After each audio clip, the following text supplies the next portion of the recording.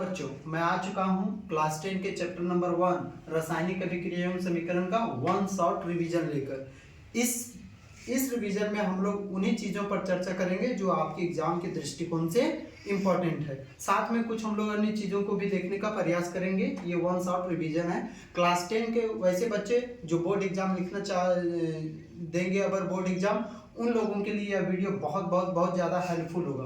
तो चलिए बच्चों हम लोग बिना किसी देरी के स्टार्ट करते हैं चैप्टर को। पहला चैप्टर का नाम है रासायनिक अभिक्रिया एवं समीकरण। सबसे पहले तो आप हमें ये बताइए बच्चों कि परिवर्तन कितने प्रकार के होते हैं। प्रकृति में जो परिवर्तन होते हैं वह कितने प्रकार के होते हैं।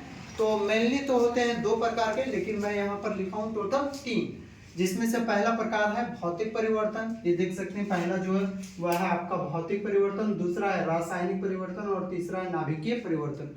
भौतिक परिवर्तन किसे कहते हैं बच्चों? वैसा परिवर्तन जो प्रकृति में पुनः, ठीक है, प्रकृति में वैसा परिवर्तन जो पुनः अपनी मूल अवस्था में वापस आ सकता है। फॉर एग्जाम्पल अगर मैं बात करता हूं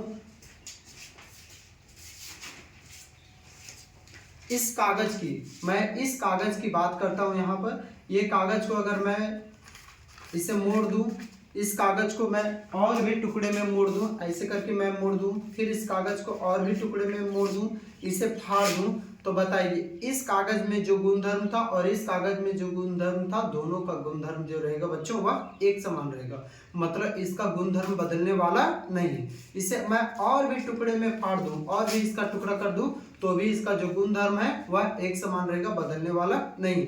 इन सभी चीजों को हम लोग कहते हैं भौतिक परिवर्तन। भौतिक परिवर्तन आने की कागज का फटना हो गया, ठीक है। यहाँ पर मैं एग्जांपल लिख देता हूं, कागज का फटना, कॉमा लकड़ी का टूटना, etc। मतलब बच्चों भौतिक परिवर्तन में क्या होता है ना कि नए पदार्थों का निर्माण नहीं होता है। जैसे कि और भी हम लोग और अगर चर्चा करते हैं तो पानी का बर्फ में बदलना, पानी का बर्फ में बदलना। आप बोलिएगा बच्चों कि ये पानी का बर्फ में बदलना ये कैसे हो जाएगा भौतिक परिवर्तन? समझिए, ये मान लेते हैं कि मेरे पास पानी का, हम लोग जानते हैं कि पानी के कुछ जो अणु होते हैं वो थोड़ा सा दूर दूर में होते हैं द्रव के, है ना। ये पानी हो गया। अगर मैं इसे फ्रीज करते जाऊं, बहुत ज्यादा ठंडा करते जाऊं, इस पानी को ठंडा करूंगा तो क्या बन जाएगा? ये बर्फ में बन जाएगा, बर्फ बन जाएगा ये। लेकिन क्या बताइए बच्चों, जो बर्फ बनेगा तो क्या हुआ, फिर से पुनः ये बर्फ जब बन जाएगा तो क्या फिर से वह पानी की अवस्था में आ पाएगा या नहीं? तो बिल्कुल, अगर मैं इस बर्फ को गर्म कर दूंगा तो पुनः यह पानी में वापस आ जाएगा। मतलब एक रूप से दूसरा रूप में बदला, पानी बर्फ में बदला, लेकिन क्या वह फिर से अपने रूप में वापस आया? बर्फ क्या पानी में आया? तो हाँ बिल्कुल, बर्फ पानी में वापस आ जाएगा। कब? जब इसे मैं गर्म करूंगा तब। मतलब यह पुनः अपनी मूल अवस्था में आ सकता है ना, तो इसे मैं बोलूंगा भौतिक परिवर्तन। वैसा परिवर्तन जो पुनः अपने मूल अवस्था में वापस आ सकता है उसे हम लोग भौतिक परिवर्तन कहते हैं। और भी एक अगला हम लोग देखते हैं रासायनिक परिवर्तन। रासायनिक परिवर्तन में क्या होता है बच्चों कि जिसमें नए नए पदार्थों का निर्माण होता है। मतलब एक या एक से अधिक पदार्थों से आपस में जो संयोग करते हैं, ठीक है, और उससे नए पदार्थों का निर्माण हो जाता है। बिल्कुल उसका गुणधर्म बदल जाता है। जैसे कि क्या हो जाएगा, दूध से दही बनना, दूध से दही का बनना, दही बनना। तो जब दूध से दही बनता है तो क्या बताइए, जब दही, दूध से दही बनता है तो क्या दही फिर दूध में वापस बदल सकता है? क्या जिंदगी में कभी भी नहीं बदल सकता, वो दही वापस दूध में नहीं बदल सकता है। इसको कहेंगे रासायनिक परिवर्तन। और भी देखिए, फल का पकना, फल का पकना। मान लेते हैं कि एक आम है आपके पास, है ना, आम। अब बताइएगा आम है, आपको आम दिया गया है, कच्चा है, धीरे धीरे वो करके पक्का हो गया, मतलब पक गया हुआ। तो बताइए क्या वो पका हुआ आम फिर से कभी जिंदगी में कच्चा हो सकता है? क्या बिल्कुल जाहिर सी बात है, नहीं हो सकता। मतलब उस चीज को हम लोग कहेंगे रासायनिक परिवर्तन। एक बार जो दूसरा पदार्थ बना वापस उस अवस्था में लौटकर नहीं आ सकता है, उसे हम लोग क्या कहते हैं? रासायनिक परिवर्तन। उसका पूर्ण रूप से गुणधर्म में बदल जाता है। कच्चा आम था, खट्टा लग रहा था, अब बाद में पक गया तो उसका स्वाद भी हो गया, सो मीठा हो गया, ठीक है।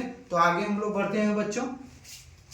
अब देखिए, आप कैसे पहचानिएगा सर कि कौन सा भौतिक परिवर्तन है और कौन सा परिवर्तन रासायनिक परिवर्तन। रासायनिक परिवर्तन को पहचानने के कुछ नियम हैं। जैसे कि क्या होता है रासायनिक परिवर्तन में, कुछ हमको चेंजेस देखने को मिलते हैं, जैसे कि क्या, रंग का बदलना। रंग का बदलना, अगर पहले का रंग कुछ और था और बाद का रंग कुछ और हो गया तो बोल दीजिएगा कि उस चीज में रासायनिक परिवर्तन हुआ है। फॉर एग्जाम्पल अगर बात करते हैं कि अगर हम लोग कॉपर सल्फेट का विलयन लेते हैं जिसका रंग जो होता है वह नीला होता है, उसमें अगर लोहे का कील डालते हैं तो थोड़ी देर के बाद देखेंगे कि वहां पर फेरस सल्फेट, आयरन सल्फेट बनता है और कॉपर डिस्प्लेस हो जाता है और इसका नीला रंग जो है हल्का हरा हो जाता है, हल्का सा हरा। तो देखिए क्या रंग में परिवर्तन हुआ है ना, इसे हम लोग कहेंगे रासायनिक परिवर्तन। सब्जी का बनना बताइए, सब्जी जब बन जाएगा तो भौतिक परिवर्तन होगा या रासायनिक परिवर्तन?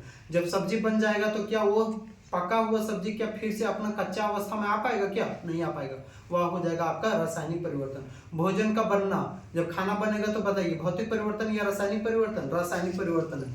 दोस्तों अगर मैं इसे जलाऊंगा, इस कागज को मैं जलाता हूँ, कागज का जलना, ठीक है, कागज को जलना मतलब अगर मैं इसे जला देता हूँ तो इसका क्या बनेगा? राख बनेगा। लेकिन क्या यह राख जो है पुराना फिर से कागज में बन सकता है? अब क्या नहीं बन सकता है। इसको क्या बोलिएगा? रासायनिक परिवर्तन। मतलब सिंपल सी बात है, भौतिक परिवर्तन में पुनः अपना मूल अवस्था में आ सकता है, जबकि रासायनिक परिवर्तन में अपना मूल अवस्था में नहीं आ सकता है ना। जैसे कि रंग का बदलना हो जाएगा, दूसरा और भी हो जाएगा। तो बच्चों अभी हमने देखा रासायनिक परिवर्तन हम लोग सीख लिए। अब हम लोगों को समझना है नाभिकीय परिवर्तन क्या होता है। नाभिकीय ऊर्जा के द्वारा जो जो परिवर्तन आते हैं उसे नाभिकीय परिवर्तन कहते हैं। इसका डिटेल लेक्चर जो है आपको मिलेगा बच्चों, क्योंकि नाभिकीय अगला चैप्टर जब मैं ऊर्जा के स्रोत पढ़ाऊंगा नेक्स्ट चैप्टर में कभी, तो उस टाइम में इसको मैं अच्छे से डिकोड करूंगा। अभी समझ जाइए कि नाभिकीय ऊर्जा के द्वारा जो ऊर्जा प्राप्त होता है, नाभिकीय संलयन या फिर नाभिकीय विखंडन के द्वारा जो ऊर्जा प्राप्त होता है उसे हम लोग कहते हैं नाभिकीय ऊर्जा, नाभिकीय परिवर्तन। ठीक है, ये दो प्रकार के होते हैं, या तो हो सकता है नाभिकीय संलयन हो सकता है, या तो हो सकता है नाभिकीय विखंडन। तो इसे मैं ऊर्जा के स्रोत वाले चैप्टर में कवर कर दूंगा कि नाभिकीय संलयन क्या और नाभिकीय विखंडन क्या है। इसमें क्या होता है, विखंडन में नाम से ही पता चल रहा है कि एक भारी सा नाभिक जो है वो टूटकर दो अलग अलग छोटे छोटे नाभिकों में परिवर्तित हो जाते हैं और उसमें अधिक मात्रा में ऊर्जा निकलती है। जबकि इसमें क्या होता है, संलयन मतलब यानी कि दो छोटे छोटे हल्के हल्के नाभिक आपस में संलयित होकर भारी नाभिक का निर्माण करते हैं और अधिक मात्रा में ऊर्जा निष्कासित होते हैं।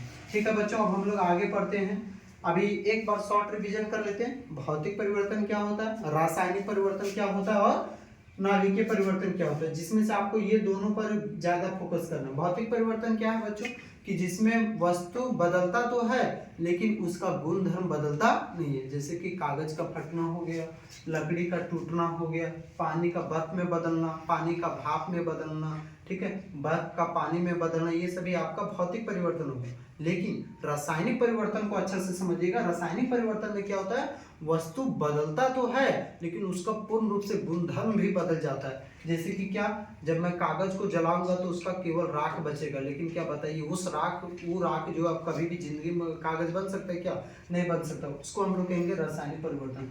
दूध से दही का बनना, दूध जब किसमें बन जाता है, दही में, तो उसका पूर्ण रूप से उसका गुणधर्म ही बदल जाता है। फल का पकना, ये भी आपका रासायनिक परिवर्तन में हो जाएगा। अब एक सवाल अक्सर पूछा जाता है और बहुत लोगों को डिस्टर्ब करता है कि सर मोमबत्ती का जलना क्या होगा। मोमबत्ती का जलना क्या होगा सर, भौतिक परिवर्तन होगा या रासायनिक परिवर्तन होगा? तो ध्यान से सुनिए। अगर मैं मान लेता हूं कि ये मोमबत्ती है ना, फिगर तो मेरा उतना नहीं छपा है। अच्छा, मान लीजिए कि ये मेरा क्या है, मोमबत्ती है, मोमबत्ती। जब मैं इस मोमबत्ती को जलाऊंगा तो देखिए जलाने के लिए मुझे क्या चाहिए, जलाने के लिए इस मोम को जलाने के लिए मुझे चाहिए ऑक्सीजन, तभी ये जल पाएगा। मतलब जब ये मोमबत्ती जल रहा है उस टाइम होगा रासायनिक परिवर्तन। कौन सा परिवर्तन होगा, रासायनिक परिवर्तन। क्यों, क्योंकि इस मोमबत्ती को जलाने के लिए क्या चाहिए मुझे, ऑक्सीजन। ऑक्सीजन गैस से ये अभिक्रिया करेगा तभी जाके ये मोमबत्ती जल पाएगा, वरना नहीं जलेगा। आप लोगों को भी पता है कि कोई भी वस्तु को जलाना है तो उसके लिए आपको ऑक्सीजन गैस चाहिए ही चाहिए। लेकिन देखिएगा इस मोम को जलाते हैं तो मोम से यहाँ पर जो ये है वो पिघल पिघल के नीचे गिरता है, सबका सब नीचे गिरता है वो जो नीचे गिरता है उस चीज को हम लोग कहते हैं भौतिक परिवर्तन, क्योंकि वापस वही अवस्था में आ जाता है। उस चीज को क्या बोलिएगा? भौतिक परिवर्तन। तो दोनों परिवर्तन होता है ये, भौतिक परिवर्तन भी रासायनिक। रासायनिक का जब ये जल रहा है उस टाइम ऑक्सीजन गैस चाहिए, यानी कि रासायनिक परिवर्तन। और जब ये पिघल पिघल के नीचे गिरेगा तो वही ना मात्रा गिरेगा, उतना ही मात्रा, तो उसको हम लोग कहेंगे भौतिक परिवर्तन। ठीक है दोस्तों, अब हम लोग आगे पढ़ते हैं कि रासायनिक अभिक्रिया क्या होता है। आगे बढ़ते हैं।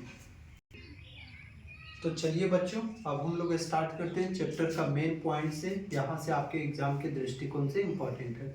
पहला जो पॉइंट है रासायनिक अभिक्रिया, ऐसी प्रक्रिया जिसमें एक या एक से अधिक पदार्थ नए पदार्थ में परिवर्तित हो जाते हैं, जिसमें एक या फिर एक से अधिक पदार्थ नए नए पदार्थ में बदल जाते हैं एवं उसका गुणधर्म भी बदल जाता है। फॉर एग्जाम्पल अगर मैं बात करता हूँ, क्या बोला है कि जिसमें एक या एक से अधिक पदार्थ नए पदार्थों में परिवर्तित हो जाते हैं।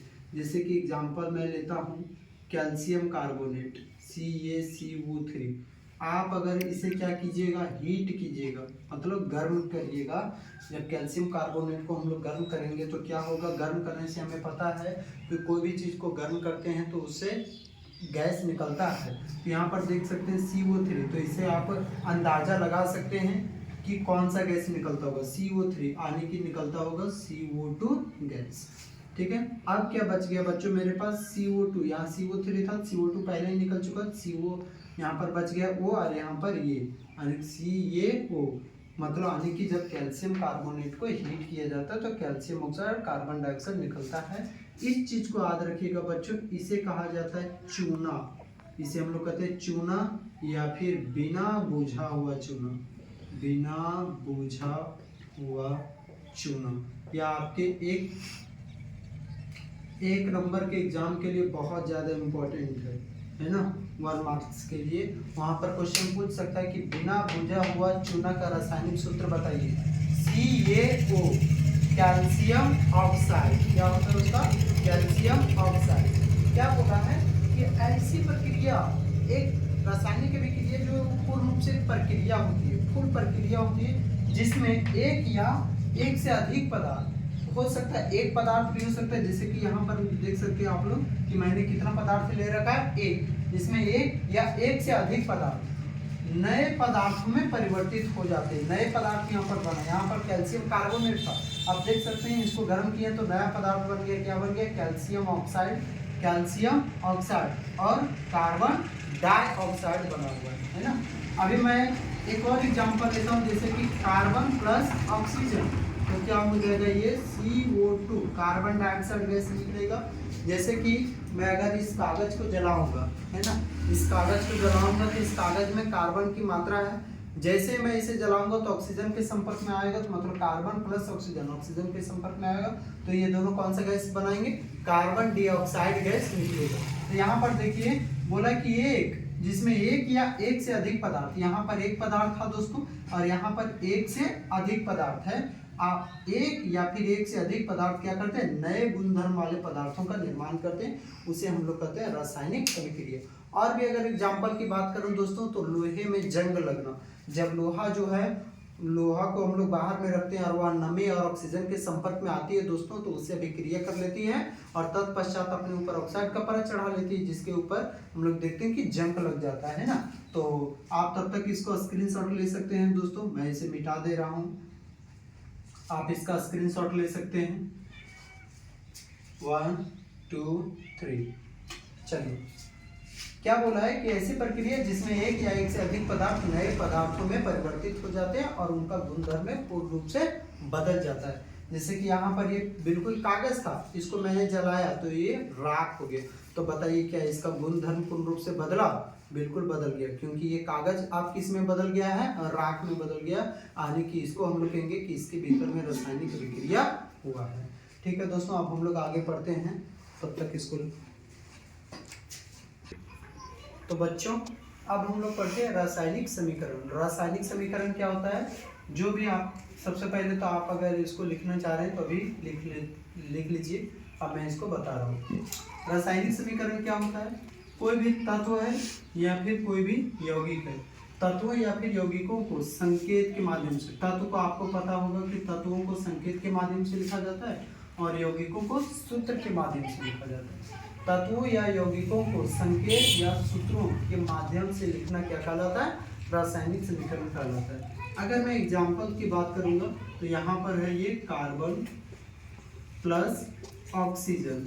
कार्बन अगर ऑक्सीजन से विक्रिया करती है, कार्बन जो है ऑक्सीजन के संपर्क में आती है तो कौन सा गैस बनाएगी? यहाँ पर बनाएगी carbon dioxide gas, carbon dioxide gas, है ना। कार्बन का संकेत ये देखिए, ये तत्व है कार्बन, तो कार्बन का संकेत C हो गया, प्लस ऑक्सीजन का संकेत O होता है, लेकिन ध्यान रहे कि यहाँ पर O नहीं O2 होगा। अब क्वेश्चन उठेगा कि सर कार्बन में तो C हुआ, ऑक्सीजन में O होना चाहिए, यहाँ पर 2 क्यों हुआ, यहाँ पर 2 क्यों नहीं हुआ? कारण ये है दोस्तों, क्योंकि ऑक्सीजन जो होता है वो गैस है।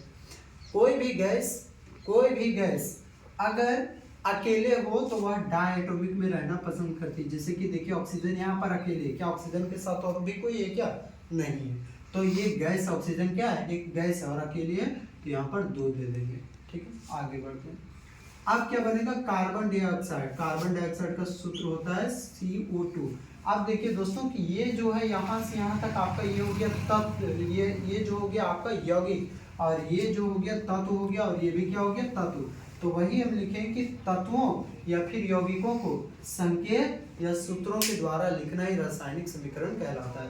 तो इसमें हम लोग क्यों इस तरह करके लिखने गए? इसलिए लिखने गए क्योंकि इससे मेरा टाइम भी बचता है और साथ साथ में मेरा जो ये स्पेस होता है कॉपी का वो भी बचता है। तो रासायनिक समीकरण इसलिए लिखा जाता है ताकि टाइम थोड़ा सा बच सके, उतना लंबा नहीं। एक ही बात को कितना लंबा चौड़ा बोलिएगा। तो कार्बन प्लस ऑक्सीजन क्या हो गया? Carbon dioxide. कार्बन का संकेत C, ऑक्सीजन का O2 और कार्बन डाइऑक्साइड का CO2। उसी तरह अगर मैं लेता हूँ दूसरा एग्जांपल कि मैग्नीशियम अगर ऑक्सीजन से विक्रिया करेगा तो क्या होगा? मैग्नीशियम प्लस ऑक्सीजन, देखिए ऑक्सीजन फिर से गैस है इसलिए 2 के रूप में रहा, तो क्या बन जाएगा? MgO, मैग्नीशियम ऑक्साइड बना। ठीक है, तो यहाँ पर आप देख सकते हैं कि जो तत्व है, तत्व को संकेत के द्वारा लिखें और यौगिक को सूत्र के द्वारा लिखें, यही मेरा क्या कहलाएगा? रासायनिक समीकरण कहलाएगा। आप देखिए रासायनिक अभिक्रिया में 2 चीजें इंपॉर्टेंट होते हैं बच्चों। पहला तो होता है अभिकारक, एक होता है अभिकारक और दूसरा होता है उत्पाद। पहला होता है अभिकारक और दूसरा होता है उत्पाद। अब यहाँ पर इसको हम लोग समझ लेते हैं। आपको बनाना है सब्जी, क्या बनाना है? आपको सब्जी बनाना है। तो सब्जी बनाने के लिए आप क्या क्या कीजिएगा? जो जो चीज को मिला रहे हैं, क्या क्या मान लेते हैं आलू का सब्जी बनाना है, आलू प्लस आलू और टमाटर का, तो आलू मिलाइएगा, टमाटर मिलाइएगा, तेल वगैरह मिलाइएगा, है ना। इन सभी चीजों को मसाला वसाला डाल के एकदम खूब बढ़िया से इसको फिर क्या कीजिएगा? गर्म कीजिएगा, तो क्या बन जाएगा? आपका सब्जी बन जाएगा। तो आप लोग टमाटर, ठीक है, तो आप लोग जो सब्जी बना रहे हैं तो सब्जी बनाने के लिए क्या क्या मिलाएं? आलू मिलाएं, टमाटर मिलाएं, तेल मिलाएं, मसाला। तो जिन जिन चीजों को मिला रहे हैं उन चीजों को बोलिएगा अभिकारक, मतलब जिसको मिलाया जाता है उसको बोलते हैं अभिकारक। और जो मेरा बन के तैयार होता है, मतलब बन के तैयार क्या हुआ? सब्जी, सब्जी को क्या बोल दीजिएगा? उत्पाद। समझ में आया? मतलब जिसे हम लोग मिलाते हैं, यानी कि जो भाग ले रहा है सब्जी बनाने में, कौन कौन भाग ले रहा है? आलू ले रहा है, टमाटर ले रहा है, तेल ले रहा है और मसाला ले रहा है। जिन जिन चीजों को हम लोग मिलाते हैं, जो रासायनिक अभिक्रिया में भाग लेता है उसे अभिकारक, और जो बन के तैयार होता है उसको उत्पाद। फॉर एग्जाम्पल आपको चाय बनाना है, चाय बनाना है दोस्तों, तो आप कैसे बनाइएगा चाय? तो उसके लिए क्या कीजिएगा? सबसे पहले पानी मिलाइएगा, पानी लीजिएगा, फिर चीनी लीजिएगा, चायपत्ती मिलाइएगा। ठीक है, पानी, चीनी, चायपत्ती, उन तीनों चीजों को मिला रहे हैं। तो जिन जिन चीजों को मिला रहे हैं वो हो गया अभिकारक। उसको आप फिर क्या कीजिएगा? गर्म कीजिएगा। तो गर्म जब करेंगे तो क्या बन जाएगा? आपका चाय। तो जो बन गया वह आपका हो गया उत्पाद। ठीक है, तो मतलब जिसे हम लोग जो रासायनिक अभिक्रिया में भाग लेता है उसको हम लोग कहते हैं अभिकारक, और जो बन के तैयार होता है उसे उत्पाद। इसको स्क्रीनशॉट लीजिए बच्चों। स्वागत है बच्चों। चलिए अब हम लोग पढ़ते हैं अभिकारक क्या है और उत्पाद क्या है। जैसा कि देखिए यहाँ पर लिखा हुआ है कि जो रासायनिक अभिक्रिया में भाग लेने वाले पदार्थ होते हैं, यानी कि जिन जिन जो जो चीज रासायनिक अभिक्रिया में भाग लेते हैं उसे हम लोग कहते हैं अभिकारक, और रासायनिक अभिक्रिया के बाद उत्पन्न पदार्थ को उत्पाद कहते हैं। मतलब यानी कि जब रासायनिक अभिक्रिया पूरा हो जाता है तो उससे जो पदार्थ बनता है उसे हम लोग कहते हैं उत्पाद। जैसे कि समझिए, मान लेते हैं फॉर एग्जांपल, आपको धीरे धीरे मैं सिंपल एग्जांपल लेता हूँ, जैसे कि मान लेता हूँ दूध है, क्या है बच्चों, दूध, और दूध को थोड़ा देर छोड़ दीजिएगा, रात भर छोड़ दीजिएगा, तो देखिएगा कि अगले सुबह को ये दूध जो है वह बन जाएगा आपका दही में। दूध किस में बदल जाता है बच्चों, दही में, यानी कि दूध से दही बन गया।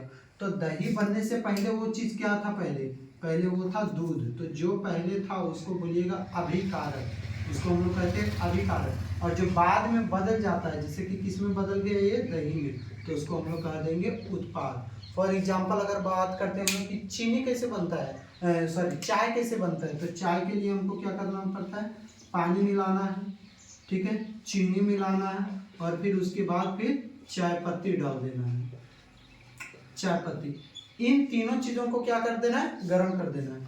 लीजिए गर्म का साइन ये होता है केमिस्ट्री भाषा में, गर्म को हम लोग इस तरह करके लिखते हैं इंडिकेशन में, है ना, त्रिभुज के साइन में। पानी, चीनी और चाय पत्ती, पानी, चीनी और चाय पत्ती को आप लोग मिला दीजिएगा बच्चों, तो क्या ये बदल जाएगा, किस में बन जाएगा, ये मेरा थोड़ी देर के बाद चाय।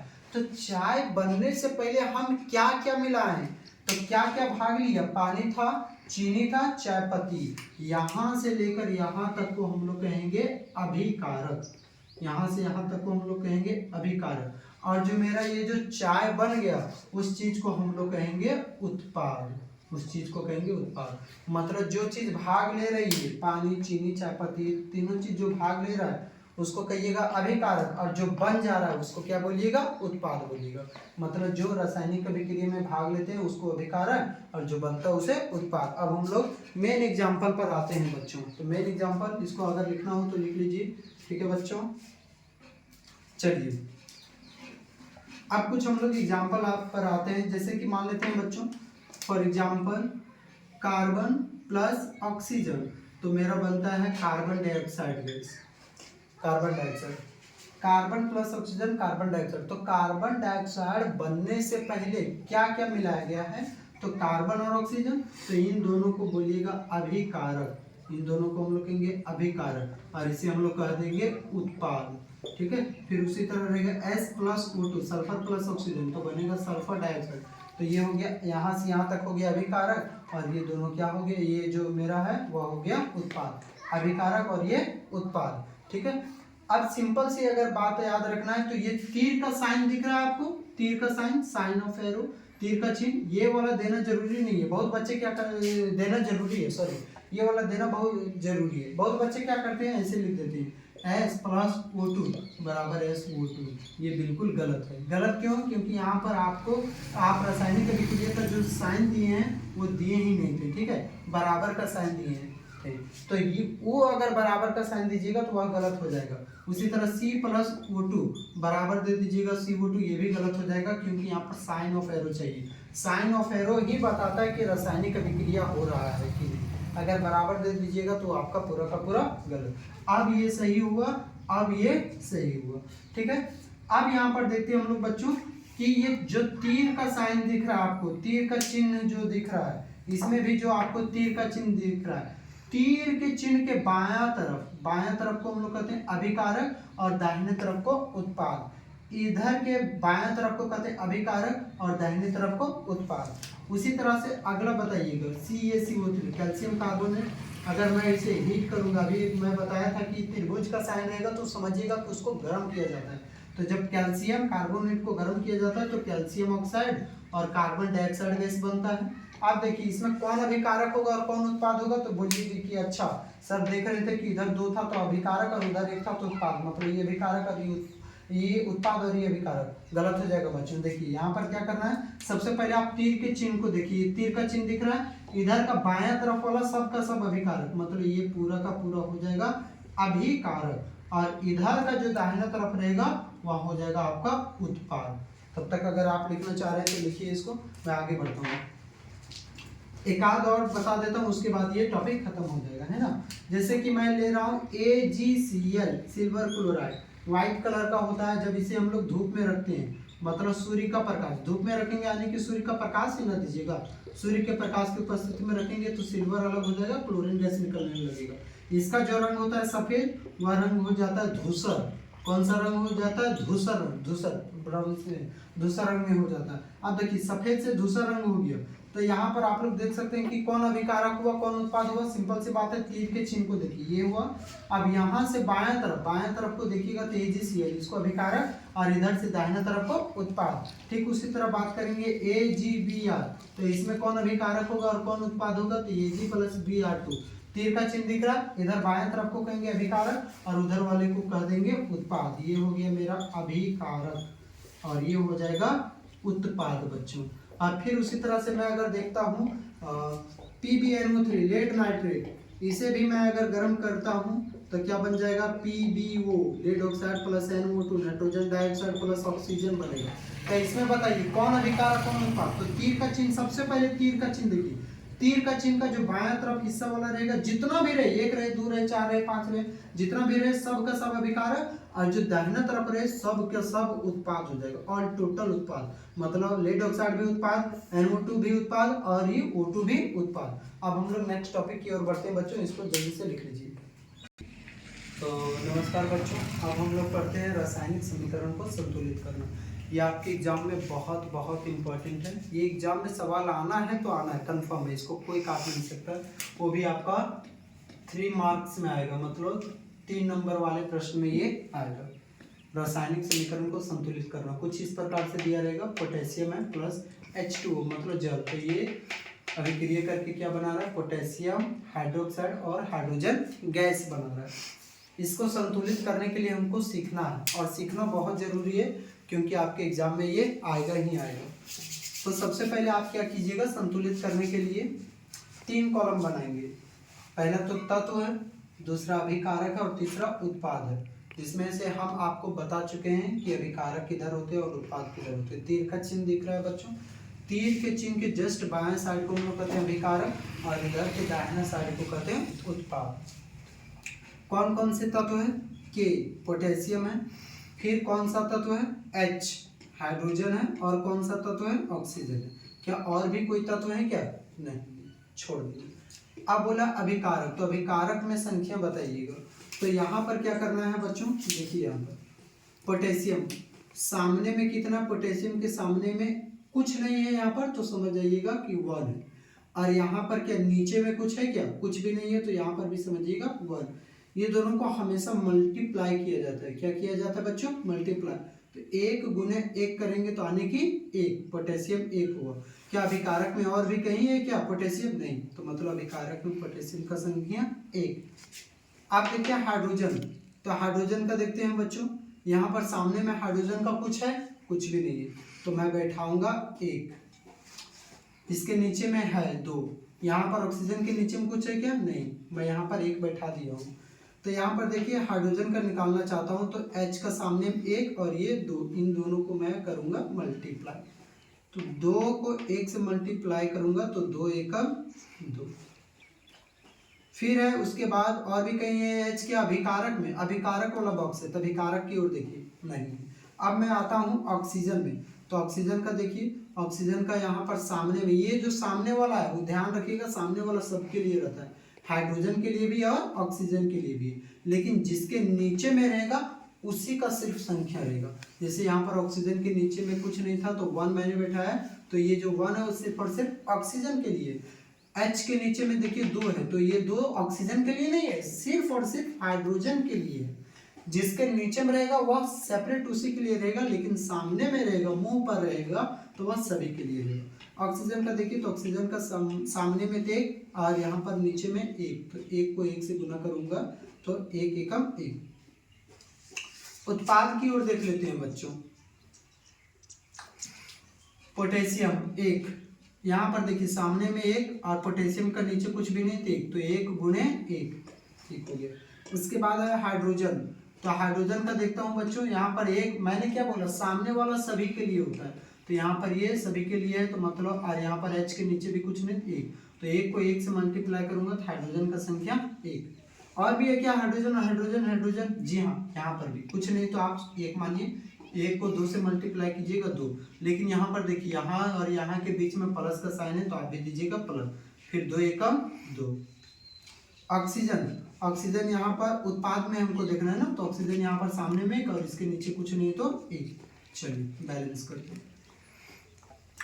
बैलेंस करने के लिए ध्यान रखिएगा बच्चों, जो सबसे ज्यादा संख्या में रहेगा, चाहे अभिकारक में हो चाहे उत्पाद में हो, जो सबसे ज्यादा संख्या में रहेगा उसको पहले बैलेंस करना है। एक एक बैलेंस है, एक एक बैलेंस है, ये 1 और 2 तो कुल मिला के ये 3। तो देखिए ये सबसे ज्यादा संख्या में है 3, मतलब सबसे पहले हमको इसको बैलेंस करना है, हाइड्रोजन को बैलेंस करना है। तो यहाँ पर 3 है और यहाँ पर कितना है 2।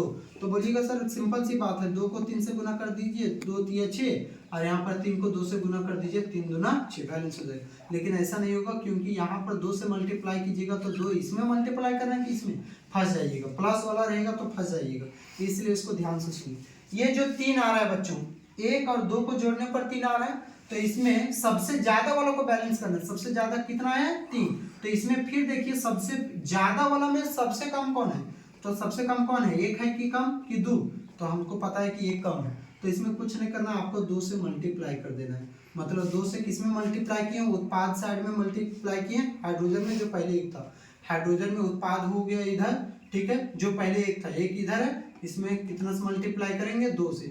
अब देखिए जब 2 से हाइड्रोजन में मल्टीप्लाई, याद रखिएगा हमेशा मुंह पे देना है, मुंह पे, यहाँ पर सामने में 2 से मल्टीप्लाई किए हैं हाइड्रोजन वाला में, तो साथ साथ में मल्टीप्लाई हो गया पोटेशियम वाला में, मतलब यहाँ पर भी 2 से मल्टीप्लाई, और साथ साथ में मल्टीप्लाई हो गया है ऑक्सीजन वाला में, यहाँ पर भी 2 से मल्टीप्लाई। फिर से हम लोग मिलाते हैं, यहाँ पर 1 है, यहाँ पर 2 एकम 2, तो यहाँ पर हमको बैलेंस करना है, ये 2 एकम 2, ये अब हो गया है 2 और यहाँ पर है 1, तो इसको बैलेंस करना है, तो यहाँ पर मैं कितना से गुना कर दूंगा 2 से, मतलब पोटेशियम वाला में 2 से। सामने में बैलेंस कीजिएगा तो नीचे नहीं बैलेंस करना है, आपको सामने में ही देना है, 2 2 2 2 बैलेंस हो गया। अब यहाँ पर बैलेंस करता हूँ मैं इसे, यहाँ 2 एकम 2, देखिए यहाँ पर 2 एकम 2 हो गया बच्चों, प्लस 2, तो 2 दूनी 2 और 2 कितना हो गया 4, और यहाँ पर 2 है, यहाँ पर 4 है और यहाँ पर 2 है, तो 2 में कितना से गुना करेंगे कि 4 हो जाए, तो 2 से मल्टीप्लाई करेंगे। हाइड्रोजन का अभिकारक साइड में, हाइड्रोजन का अभिकारक साइड में ये हुआ 2 से। अब देखिए इसके साथ साथ ऑक्सीजन भी है हाइड्रोजन के साथ, तो देख सकते हैं यहाँ पर ऑक्सीजन वाला 2 से अपने आप मल्टीप्लाई हो जाएगा। फिर से चेक करते हैं, 2 एकम 2 2 एकम 2, हाइड्रोजन का 2 दूनी 4, 2 और 2 4 बैलेंस है, ऑक्सीजन का 2 एकम 2 2 एकम 2 बैलेंस हो गया। यहाँ पर भी देख सकते हैं पोटेशियम को कुछ नहीं थी, यहाँ पर नीचे में 1 2 एकम 2, मतलब पोटेशियम 2 है, इधर भी और कहीं पोटेशियम नहीं। अब इधर देखिए पोटेशियम, यहाँ पर 1 2 एकम 2, इधर भी पोटेशियम 2, इधर भी पोटेशियम 2, बैलेंस है। उसके बाद बैलेंस करते हैं 2 अब हाइड्रोजन को, तो 2 दूनी 4, 2 गुने 2, मतलब इधर है 4, इधर भी कितना है, यहाँ पर कुछ नहीं था, हाइड्रोजन के नीचे 1 मल्टीप्लाई कीजिए दोस्तों, 2 एकम 2 प्लस यहाँ पर कुछ नहीं थे 2 एकम 2, टोटल हो गया 4, बैलेंस है। ऑक्सीजन को देखते हैं दोस्तों, ऑक्सीजन को देखते हैं, तो ऑक्सीजन यहाँ पर कुछ नहीं थे 2 एकम 2, ऑक्सीजन हो गया 2, और यहाँ पर ऑक्सीजन यहाँ पर कुछ नहीं तो 1, तो 2 गुने 1 2 एकम 2, सब बैलेंस है, ये हो गया बैलेंस। इसको आप तब तक क्या कीजिए दोस्तों, इसको लिख लीजिए और घर में प्रैक्टिस कीजिए, ये सब आपको एक बार में समझ में नहीं आता है, इसको जितना प्रैक्टिस कीजिएगा उतना आपके लिए बेनिफिट रहेगा। इसको तब तक स्क्रीनशॉट लीजिए, हम नेक्स्ट पर बढ़ते हैं। अब हम लोग दूसरा प्रश्न के साथ आ गए, सेम उसी तरह का क्वेश्चन है, ये क्वेश्चन आप लोग खुद ट्राई करके देखिएगा, मैं एक बार, तब तक आप इसको ट्राई करके देख लीजिएगा वीडियो को पॉज करके, फिलहाल तो मैं इसे बनाता हूँ। यहाँ पर सोडियम देखिए, यहाँ पर सामने में कुछ नहीं दोस्तों, तो 1 लूंगा, और यहाँ पर नीचे भी कुछ नहीं 1, तो 1 एकम 1, और भी है क्या, इधर अभिकारक साइड में नहीं है, 1 लिखूंगा। उसके बाद आता है नंबर हाइड्रोजन का, हाइड्रोजन यहाँ पर है, सामने में कुछ नहीं 1 को 2 से मल्टीप्लाई करूंगा तो 2 एकम 2, और भी अभिकारक में नहीं। ऑक्सीजन का बारी आता है, ऑक्सीजन के सामने में देखिए, ये जो हम बोले सामने वाला वो सभी के लिए होता है, तो 1, और यहाँ पर कुछ नहीं तो 1, तो 1 को 1 से मल्टीप्लाई करूंगा तो हो जाएगा 1। अब इधर मैं लेता हूँ उत्पाद में, तो उत्पाद में सोडियम, यहाँ पर सामने में कुछ नहीं 1, और यहाँ पर नीचे भी कुछ नहीं 1, तो 1 को 1 से मल्टीप्लाई करूंगा तो 1। फिर उसके बाद नंबर है हाइड्रोजन का, तो हाइड्रोजन का सामने वाला सभी के लिए रहेगा ये 1, और यहाँ पर भी कुछ नहीं तो 1, तो 1 एकम 1 इधर, और भी कहीं है हाइड्रोजन, हाँ यहाँ पर है, सामने कुछ नहीं थे 1 और यहाँ पर 2, मल्टीप्लाई कीजिए गुना 2 एकम 2, तो दोनों के बीच में देखिए प्लस है, तो मैं लिखूंगी यहाँ पर +2, तो मतलब ये टोटल हो गया 3। अब यहाँ पर ऑक्सीजन कितना है उत्पाद में ना, ऑक्सीजन यहाँ पर सामने में 1 और कुछ नहीं तो 1, तो 1 को 1 से मल्टीप्लाई करूंगा 1। चलिए अब मैं इसे मिटा दे रहा हूँ।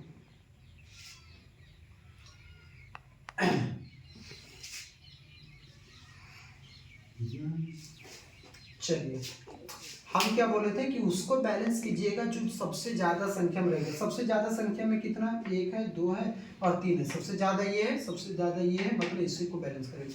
लेकिन ये जो 3 है दोस्तों, देखिए प्लस में करके 3 है, 1 प्लस 2 प्लस में करके बना हुआ है। तब अगर ऐसा वाला रहे तो अभी अभी हम जस्ट बताए थे कि जो सबसे ज्यादा उसको तो बैलेंस करेंगे, सबसे ज्यादा ये 3 वाला इसको बैलेंस करेंगे। लेकिन इसमें सबसे कम कौन है, 1 है कम कि 2 है, तो सबसे कम देखिए 1 है। तो इसमें आराम से कुछ नहीं कीजिएगा, आप लोग 1 कॉलम में 2 बैठा दीजिएगा, मतलब 1 कॉलम 2 बैठाए। हाइड्रोजन के उत्पाद साइड में 1 कॉलम 2, हाइड्रोजन के उत्पाद ही हुआ साइड में 1 कॉलम 2, तो इधर 1 है तो इसमें 2 बैठेंगे, यहाँ पर 2। अब देखिए यहाँ पर हम हाइड्रोजन में बैठाएं तो 2 और सोडियम के साथ भी बढ़ जाएगा, एक साथ यहाँ भी 2। देखिए ऑक्सीजन के साथ भी बढ़ जाएगा, यहाँ पर भी 2। फिर से बैलेंस करते हैं, यहाँ पर सोडियम का अभिकारक में 1 और उत्पाद में 2, तो यहाँ पर 1 है और यहाँ पर 2, तो कितना से गुना करें कि यहाँ पर भी 2 आ जाए, तो 2 से मल्टीप्लाई करेंगे तब होगा 2। अभिकारक साइड में 2 से मल्टीप्लाई कर देंगे, यहाँ सामने में देना। फिर हाइड्रोजन का देखते हैं, यहाँ पर 2 2 बैलेंस हो गया, यहाँ पर 2 और ये कितना हो गया, 2 एकम 2 प्लस 2, तो टोटल हो गया ये 4, ये 4 हो गया और इधर 2, तो यहाँ पर कितना से गुना करेंगे, 2 से, यानी कि यहाँ पर हो जाएगा आपका 2। तो यहाँ पर कितना हो गया, 2 दूनी 4, ठीक है, हाइड्रोजन 2 दूनी 4 और ये भी 2। लेकिन देखिए इस हाइड्रोजन के साथ साथ ऑक्सीजन है, इसमें भी 2 से अपने आप मल्टीप्लाई होगा। देख लीजिए आपका रिएक्शन बढ़ गया होगा, आप लोग देख सकते हैं। चलिए हम लोग नेक्स्ट क्वेश्चन की ओर बढ़ते हैं। तो नेक्स्ट क्वेश्चन है क्वेश्चन नंबर 3। देखिए बच्चों, हम जितना भी आपको बैलेंस करके बता रहे हैं कंफर्म है, वही सब के अंदर से आपके एग्जाम में आएगा, ये बात कंफर्म है, इसलिए सारे को प्रैक्टिस कर लेना आपको घर में। यहाँ पर देखिए ये तीर का चिन्ह के बाएं तरफ अभिकारक हो गया और ये उधर वाला उत्पाद हो गया। तो कौन कौन सा तत्व है दोस्तों, Fe आयरन है, फिर क्या हाइड्रोजन है और ऑक्सीजन है। यहाँ पर देख सकते हैं कि Fe आयरन जो है यहाँ पर सामने में 1 और नीचे में भी 1, तो 1 एकम 1 हो गया। और भी है क्या अभिकारक की ओर नहीं। हाइड्रोजन को देखिए, हाइड्रोजन सामने में कुछ नहीं तो 1 लेंगे और नीचे में कितना 2, तो 2 को 1 से मल्टीप्लाई करेंगे तो 2 एकम 2, H हो गया 2। ऑक्सीजन कितना बच्चों, ऑक्सीजन यहाँ पर कुछ नहीं तो सामने में तो 1 और नीचे में 1, तो 1 को 1 से मल्टीप्लाई करूंगा 1। चलिए बच्चों नेक्स्ट अब हम लोग आगे बढ़ते हैं। तो अब इधर देखिए उत्पाद में हम लोग गिनते हैं, तो आयरन यहाँ पर 1 है, अब यहाँ उत्पाद में गिनना है, तो यहाँ सामने में कुछ नहीं 1 और यहाँ पर 3, तो 3 को 1 से गुना करूंगा तो हो जाएगा 3। और भी है कि आयरन उत्पाद में Fe नहीं है। अब नंबर आता है हाइड्रोजन का, तो हाइड्रोजन को देखिए यहाँ सामने में कुछ नहीं तो 1 और नीचे में 2, तो 2 को 1 से गुना करूंगा तो 2। उसके बाद है ऑक्सीजन, ऑक्सीजन सामने में कुछ नहीं तो 1 यहाँ पर हम दे दिए पहले और नीचे 4, तो 4 को 1 से मल्टीप्लाई करूंगा 4। हम क्या बोल रहे हैं दोस्तों कि सबसे पहले उसको बैलेंस करिएगा जो सबसे अधिक संख्या में होगा। अब बैलेंस करते हैं, तो सबसे पहले हम उसको बैलेंस करेंगे जो सबसे अधिक संख्या में, 1 है, 2 है, 3 है और 4। सबसे ज्यादा देखिए 4 है, ये सबसे अधिक संख्या में, इसको बैलेंस करेंगे, ये 4 है। ऑक्सीजन उत्पाद में है 4 और अभिकारक में 1, तो कितना से गुना करें कि यहाँ पर आ जाए मेरा 4, तो यहाँ पर 4 से गुना करेंगे तो हो जाएगा 4, ठीक है। मतलब अभिकारक में गुना करना ऑक्सीजन में, अभिकारक तो ये हो गया ऑक्सीजन में, मतलब 4 से। अब देखिए यहाँ पर ऑक्सीजन में गुना किए तो साथ में किससे गुना हो जाएगा, हाइड्रोजन से भी, तो हाइड्रोजन वाला में भी अपने आप से गुना कर लीजिए आप, 4 दूना 8। फिर से देखिए बच्चों, यहाँ पर देखिए 4 दूना 8, अभी यहाँ पर देखिए 1 है और यहाँ पर कितना है 3, तो अभिकारक में 1 है और इधर 3 है, तो यहाँ पर कितना से गुना करेंगे कि 3 आ जाए, यहाँ पर 3 से गुना करेंगे 3 हो गया। इसके साथ कुछ और नहीं है तो कोई फर्क नहीं पड़ने वाला, 3 एकम 3, 3 बराबर H देखिए 2 चौके 8, यहाँ पर 2, तो 2 से कितना से गुना करेंगे कि 8 आ जाए, तो यहाँ पर सिंपल सी बात है 4 से गुना करेंगे तो मेरा 8 हो जाएगा। हाइड्रोजन के उत्पाद साइड में 4 से गुना करेंगे, यहाँ पर 4 से गुना करेंगे, मिलाइए 3 एकम 3, 3 बराबर है 4 दूना 8, 4 दूना 8 बराबर 4 एकम 4, 4 बराबर। यहाँ पर भी मिला सकते हैं Fe 3 एकम 3, 3 एकम 3 बराबर है। हाइड्रोजन को देखिए 4 दूनी 8, हाइड्रोजन 4 दूनी 8। ऑक्सीजन को देखिए 4 एकम 4, ऑक्सीजन देखिए इधर भी 4 एकम 4 बराबर है। नेक्स्ट में हम लोग बढ़ते हैं दोस्तों। तो चलिए दोस्तों अब हम लोग चौथा क्वेश्चन को करते हैं। मैग्नीज ऑक्साइड हाइड्रोक्लोरिक से अभिक्रिया करेगा तो मैग्नीज क्लोराइड बनेगा, HCl बनेगा और Cl2 बनेगा। तो देखिए बच्चों यहाँ पर हम लोग करते हैं, तो Mn जो मैग्नीज है वह हमारा कितना 1 है, ऑक्सीजन कितना है देख सकते हैं कि ऑक्सीजन यहाँ पर कुछ नहीं 1 और यहाँ पर 2, तो 2 एकम 2। हाइड्रोजन हाइड्रोजन यहाँ पर एक और नीचे भी एक, तो एक एकम एक। क्लोरीन को देखिए तो क्लोरीन कितना यहाँ पर सामने में एक और नीचे भी एक, तो एक एकम एक। इधर देखते हैं हम लोग बच्चों Mn वाला बॉक्स है, तो Mn को देखिए। मैग्नीज मैग्नीज यहाँ पर सामने में एक और नीचे में भी कुछ नहीं, तो एक एकम एक। और भी है क्या? नहीं है, एक लिख लो। अब है ऑक्सीजन, ऑक्सीजन वाला बॉक्स देखिए। अब देखिए यहाँ पर ऑक्सीजन यहाँ पर दो, उधर भी ऑक्सीजन। ऑक्सीजन तो अच्छा ऑक्सीजन तो है नहीं, तो इसको हम लोग H2O होगा, मिस्टेक हो गया, सॉरी।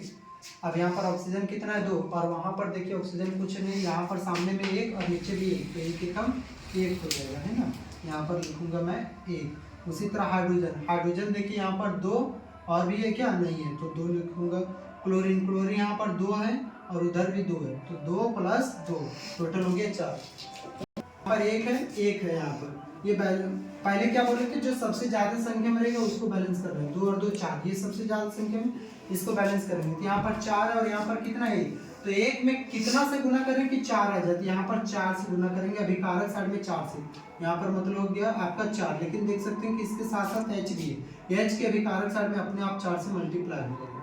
ठीक है, चलिए अब फिर देखते हैं। तो यहाँ पर 4 एकम 4 हो चुका है, 2 2 4 हो चुका है। यहाँ पर देखिए 4 एकम 4, यहाँ पर 2, तो 2 से कितना से मल्टीप्लाई करेंगे? 4 आ जाए। तो H के यहाँ पर 2 से मल्टीप्लाई कर रहे हैं, यहाँ पर 2 से मल्टीप्लाई कर रहे हैं, यानी कि इधर 2 से। आप देखिए दोस्तों यहाँ पर H के साथ साथ ऑक्सीजन भी है, तो ऑक्सीजन वाला में 2 से अपने आप मल्टीप्लाई हो जाएगा, है ना। आप देखते हैं क्या सब जगह बैलेंस हो गया? एक एक बैलेंस है, 2 एकम 2, फिर 2 एकम 2 बैलेंस है, 4 एकम 4, 2 दूनी 4 बैलेंस है, 4 एकम 4 बैलेंस है, और 2 2 4 बैलेंस है। आप इसको देख सकते हैं कि ये पूरा का पूरा बैलेंस हो चुका है। ठीक है दोस्तों, अब हम लोग नेक्स्ट पर बढ़ते हैं। तो आपको कुछ और भी किताब में दिया गया बच्चों, और ये आपको घर से करके आना है, अपना घर में होमवर्क के तौर पर रख लीजिए कि ये तीनों जो है आपको घर से करके आना है। और भी जो भी रहेगा उस सभी को बुक में अच्छे से देख लीजिएगा और उसको बनाने का प्रयास करिएगा। जितना तक हो सका मैं बता दिया हूँ। अब हम लोग नेक्स्ट वीडियो में मिलेंगे। यहाँ पर 1 शॉर्ट रिवीजन का ये पार्ट 1 था। पार्ट 2 में हम लोग मिलेंगे, जहाँ पर अलग अलग रासायनिक अभिक्रिया के प्रकार को देखेंगे, फिर ये खत्म हो जाएगा।